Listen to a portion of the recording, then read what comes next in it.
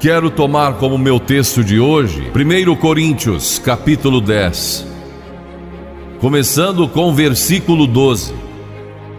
Aquele, pois, que pensa estar em pé, veja que não caia.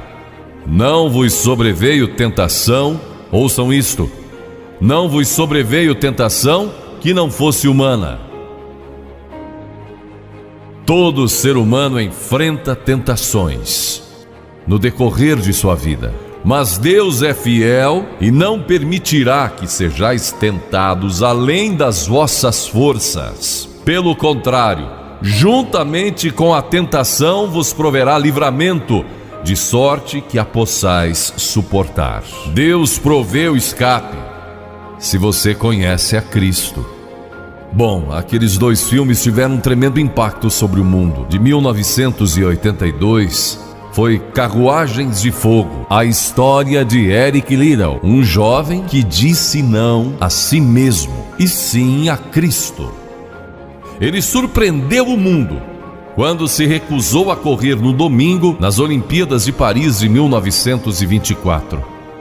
E vocês todos sabem que ele disse não até mesmo ao príncipe de Gales, que lhe pediu que corresse, porque ele era o homem mais rápido do mundo nos 100 metros.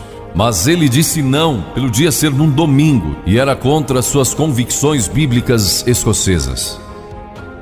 E recentemente foi comemorado o 60º aniversário da grande vitória de Eric Liddell nas Olimpíadas, porque ele correu nos 400 metros em que ninguém achava que teria chance, e venceu. E fizeram esse grande filme a respeito de sua vida. E o que muita gente não sabe é que a vida de Eric Liddell não se limitou àquela vitória, porque depois que se formou na Universidade de Edimburgo, quando partiu, a estação estava lotada de colegas e professores cantando "Saudai o nome de Jesus", porque Eric Liddell foi para a China como missionário. Foi capturado pelos japoneses durante a guerra e morreu num campo de concentração japonês. Mas naquele campo ele trouxe alegria e coragem a todos os prisioneiros, pois pregou para eles e cantou para eles, ministrando as suas almas. E ouvi dizer que estão preparando um outro filme, mostrando a sua vida ali, porque ele teve coragem de dizer não. O mundo ouviu falar dele, porque ele disse não àqueles que tentaram fazer com que abandonasse suas convicções cristãs pessoais. E eu penso em William Booth, há pouco mais de 100 anos atrás, que fundou o Exército da Salvação. Ele se converteu, tornou-se um vigário, pastor, e foi para as favelas de Londres, para as zonas da Luz Vermelha. Pregou entre a gente pobre, formou um pequeno grupo chamado Banda Aleluia, e ia às esquinas, e ia também às prisões. E alguns dos líderes religiosos da época não gostaram daquilo. E assim ele foi chamado diante de uma conferência de líderes religiosos e disseram: William Booth, você vai pregar onde nós o mandarmos, senão será excomungado. Ali estava ele diante daquela vasta assembleia de pastores. Que poderia dizer Catherine Booth, que se tornou tão famosa quanto ele, sua esposa, que estava na galeria, e abanou o seu lenço gritando: William, diga não! E William obedeceu sua esposa e disse não. E assim nasceu o Exército da Salvação.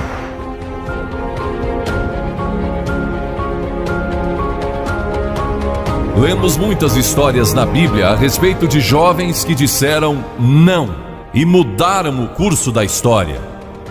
A primeira que quero mencionar, talvez nunca tenham ouvido falar.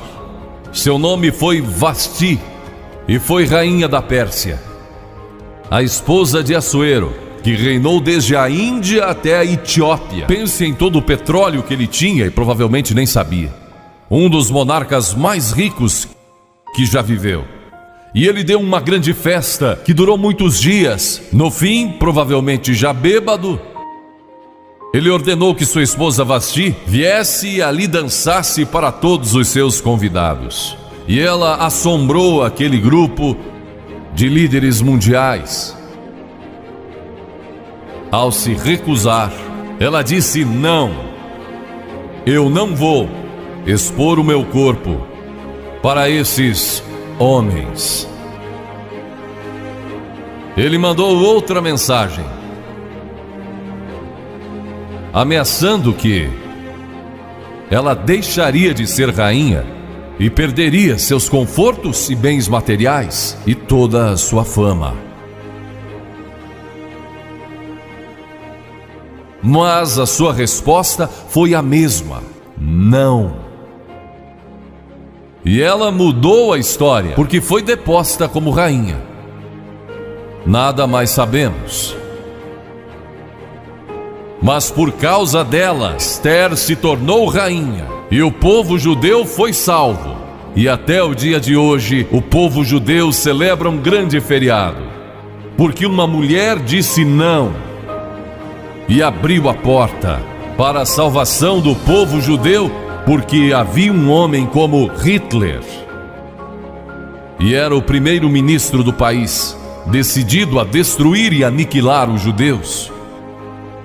Agora, a Bíblia tem muito a dizer a respeito de sensualidade, lascívia e depravação. A palavra lascívia significa tendência de incitar desejos sensuais. Sensualidade significa o apelo proposital aos sentidos físicos para a satisfação pessoal. Talvez lendo um livro pornográfico ou assistindo um filme impróprio. A Bíblia diz que devemos nos abster das paixões carnais, da sensualidade, que fazem guerra contra a alma. Elas estão em guerra contra a sua alma e o seu espírito. E a Bíblia diz que devemos nos abster delas, ficar longe delas. E então a Bíblia usa outra palavra, réprobo. Agora isso se refere a pessoas totalmente depravadas, de consciências mortas ou cauterizadas. Não sabem mais orar, perderam a capacidade de discernir entre o bem e o mal. E em Romanos 1:28 lemos: e por haverem desprezado o conhecimento de Deus, o próprio Deus os entregou a uma disposição mental reprovável para praticarem coisas inconvenientes. Ou seja, Deus desistiu deles dizendo: vão em frente. Gozem toda a depravação e a sensualidade que quiserem, não vou perturbá-los. Ainda não. Mas saibam que os seus pecados o acharão e prestarão contas no dia do juízo. E Paulo, escrevendo ao jovem Timóteo, disse: também estes resistem à verdade, homens de todo corrompidos, réprobos quanto à fé. Em outras palavras, rejeitaram a Cristo por tanto tempo que suas consciências se cauterizaram e seus corações se endureceram. E mesmo que o Espírito de Deus lhes fale, eles não podem ouvir.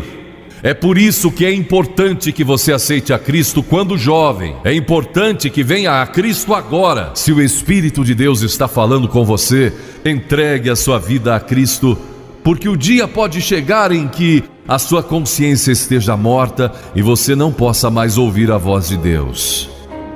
Ela disse não, mas Vasti, você vai perder o trono, vai perder suas riquezas, pode até perder sua vida. Ela disse: minha resposta é não. Qual é a sua resposta hoje àquelas coisas que são erradas? A mentira, a lascívia, a cobiça, ao preconceito racial. Qual vai ser? Você vai disciplinar seu corpo? Vai permanecer firme às convicções que Cristo e a Bíblia ensinam? Ou vai ceder e seguir pelo caminho largo que leva à destruição? Ou vai entrar pela porta estreita e pelo caminho apertado que conduz à vida eterna? Qual vai escolher? Você tem uma escolha hoje. Deus nunca vai forçá-lo a escolher. E então houve um outro jovem, um jovem chamado Daniel. E a Bíblia diz que Daniel resolveu em seu coração que não se contaminaria com as finas iguarias do rei, nem com o vinho que ele bebia. Agora Daniel era um jovem que tinha um propósito. Ele havia sido capturado em Jerusalém. Quando o exército de Nabucodonosor invadiu a cidade, ele foi capturado e levado através de milhares e milhares de quilômetros à Babilônia, a quase 3.000 quilômetros de sua própria terra. Sem aviões nem automóveis, eram semanas de viagem. Mas ele estava resolvido a servir a Deus e não devia ter mais de 12 ou 15 anos de idade. E Nabucodonosor, o grande rei, levara cativos de Jerusalém para a Babilônia e ordenou que aqueles jovens, em quem não havia defeito, de boa aparência, instruídos em toda a sabedoria, fossem ensinados em sua corte, para que ele pudesse usá-los. Ele queria usar aqueles jovens judeus porque sabia que eles tinham um dom especial. E durante o período de treinamento, mandou que lhes dessem os melhores vinhos e as mais finas iguarias e todos os confortos disponíveis na corte de Nabucodonosor. Mas Daniel disse: não quero o vinho do rei e não quero as iguarias do rei. Quero dormir no chão, não numa cama de penas. Quero viver uma vida simples e também disciplinada. Que diferença dos que mal podem esperar pelo dia que possa sair de casa e se divertir, mas não Daniel. Daniel estava longe de casa e ninguém saberia se ele fizesse algumas dessas coisas. Ninguém saberia se ele tivesse uma namorada e dormisse com ela, ou se embebedasse com o melhor vinho do rei. Ninguém saberia lá em Jerusalém, e ele poderia ter se tornado muito popular. Mas esse primeiro não, quando jovem, preparou-o para o grande não, quando era primeiro-ministro da Babilônia, e foi lançado na cova dos leões, porque não abandonou sua fé em Deus. Nós nos contaminamos ao comer demais, ou ao nos embebedarmos, ou ao tomar drogas, ou gastando tempo demais assistindo televisão, ou indo aos cinemas. Jesus declarou em Lucas capítulo 21: acautelai-vos, para que nunca vos suceda que os vossos corações fiquem sobrecarregados com as consequências da orgia e das preocupações deste mundo, e para que aquele dia não venha sobre vós repentinamente. O apóstolo Paulo disse: não vos disponhais para a carne no tocante às suas concupiscências. E Pedro disse: porque basta o tempo decorrido para terdes executado a vontade dos gentios, tendo andado em dissoluções, concupiscências e em detestáveis idolatrias. A Bíblia diz que devemos disciplinar nossas mentes e também nossos corpos, e disciplinar nosso coração pela nossa fé em Cristo. E então houve um outro jovem chamado José, que foi vendido para o Egito pelos seus irmãos e se tornou escravo de um homem chamado Potifar. E Potifar tinha uma linda esposa, e José era forte e bonito. E em Gênesis, no capítulo 39, se quiserem ler a história, lemos a respeito da tentação de José. A esposa de Potifar se apaixonou por José, porque José se tornou mordomo de toda a casa de Potifar, cuidando dos seus negócios, e ela viu aquele belo jovem, viril e de boa aparência, andando pela casa e pelo jardim, cuidando dos negócios todos os dias, e ela o cobiçou. E disse: deita-te comigo. Ele disse: não. E acrescentou: não posso fazer isso ao meu senhor, que me confiou tudo o que tem, exceto sua esposa. Não posso pecar contra Deus, o Deus dos meus pais. Ele estava longe de casa, quem saberia?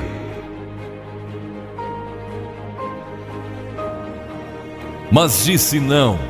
E quando disse não, na última vez, ela o agarrou e ele fugiu dela, deixando sua capa. E ela começou a gritar, chamando os servos e dizendo: ele tentou me violentar, que não era verdade. Mas Potifar acreditou e mandou que ele fosse lançado na prisão.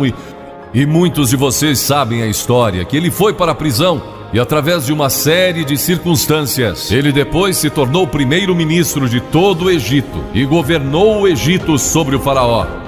Deus o guardou e o promoveu, porque José teve a coragem de dizer não quando foi tentado. Agora, sexo não é pecado. O sexo nos foi dado por Deus para a propagação da raça humana e para o nosso prazer, dentro de certos limites que Deus estabeleceu para o matrimônio. As características de um cristão são autocontrole, autodisciplina, e Paulo, escrevendo a Timóteo, disse: conserva-te a ti mesmo puro. Mas como você pode se conservar puro num mundo como este?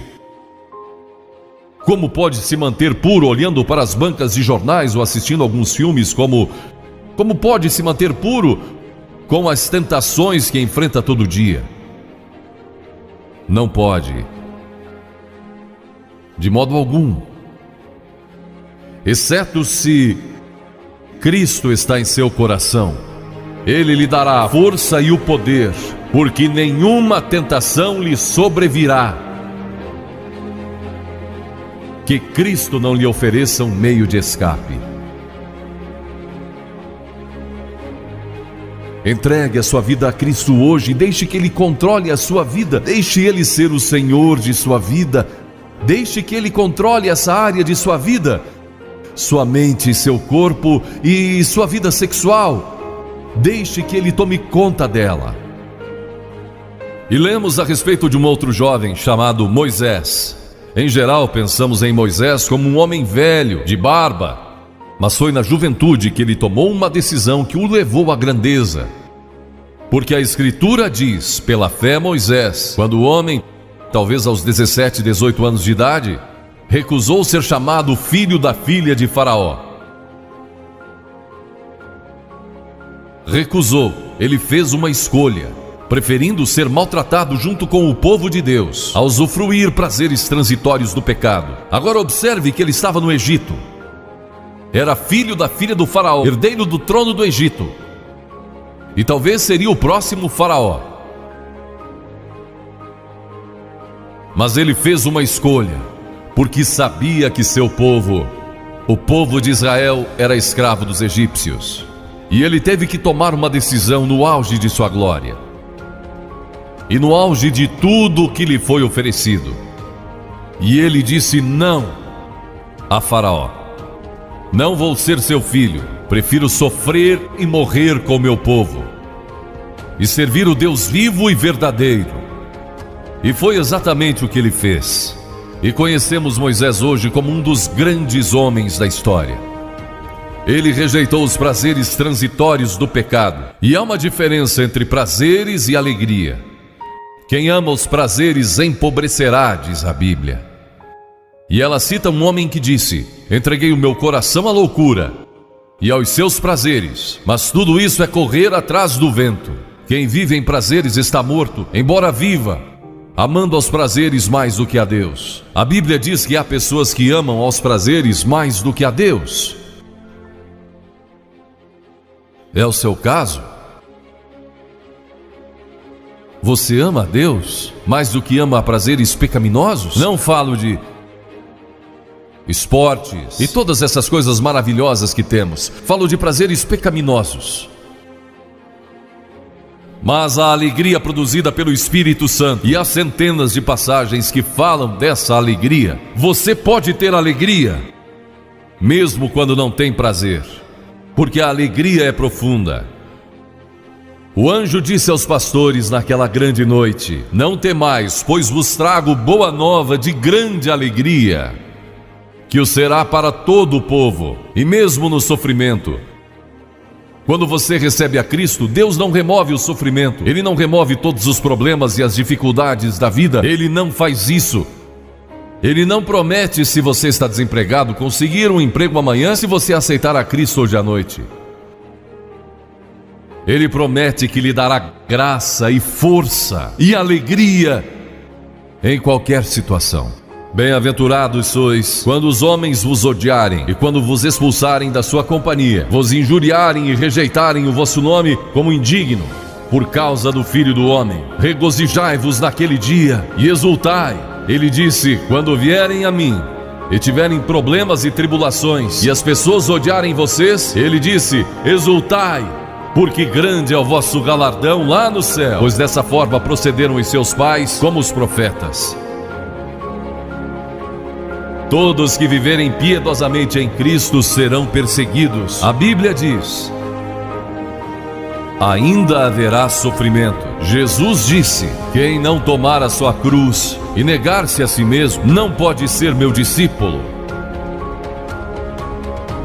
Moisés escolheu a alegria de seguir a Deus em vez da vida de prazeres no Egito. O que você está seguindo? Qual é a sua escolha nesta hora? E então o último é Jesus. Jesus foi tentado em todas as coisas à nossa semelhança, mas sem nenhum pecado. Quer dizer que Jesus foi tentado a mentir? Sim. Que Jesus foi tentado a cobiçar? Sim.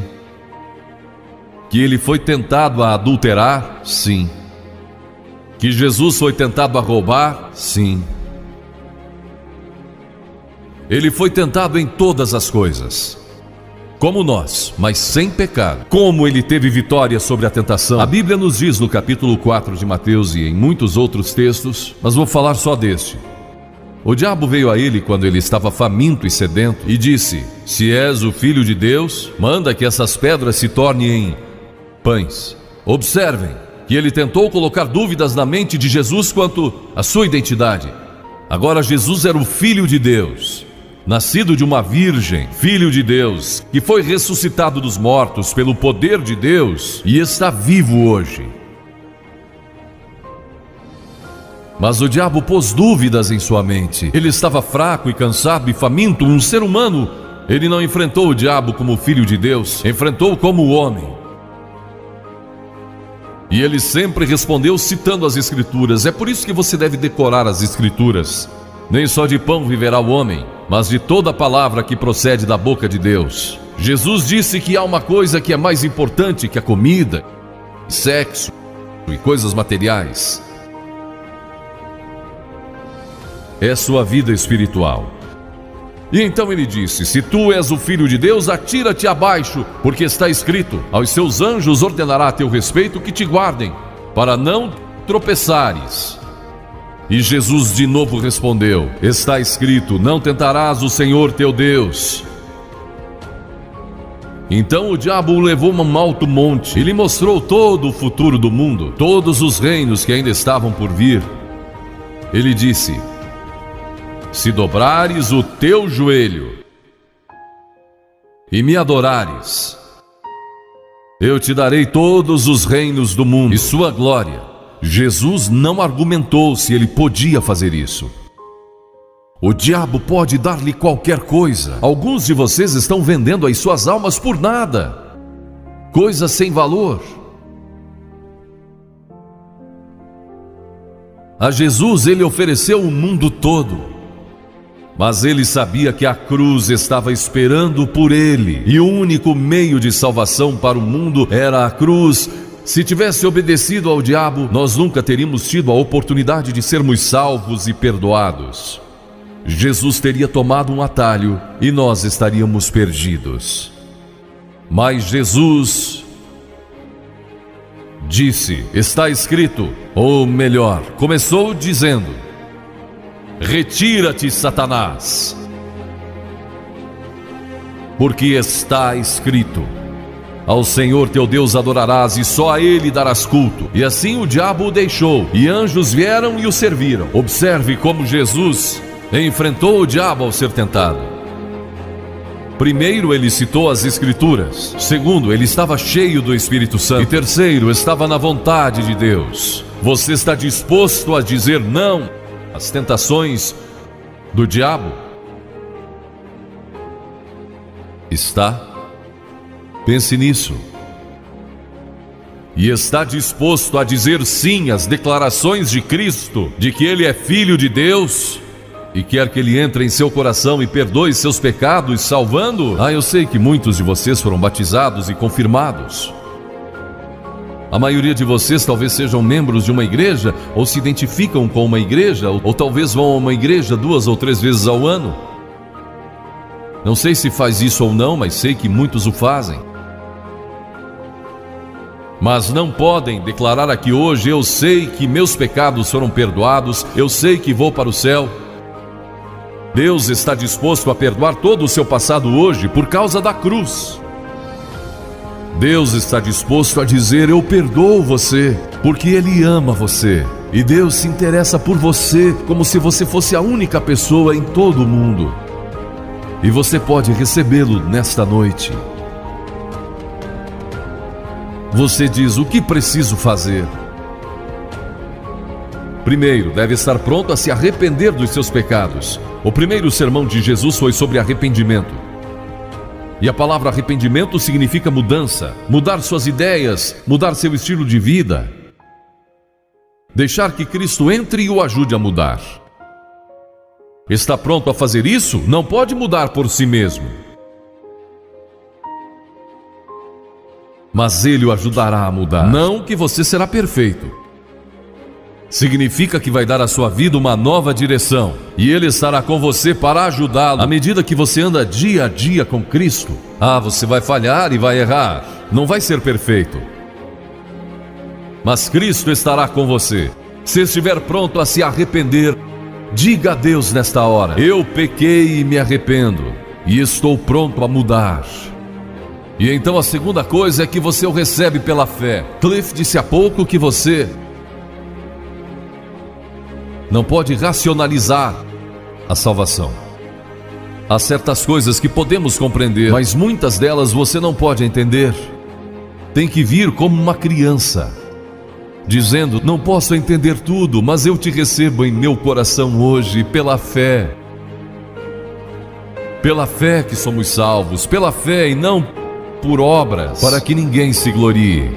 Pela graça que somos salvos. E então a terceira coisa: você está pronto a sair daqui hoje dizendo: vou segui-lo e servi-lo o melhor que me for possível.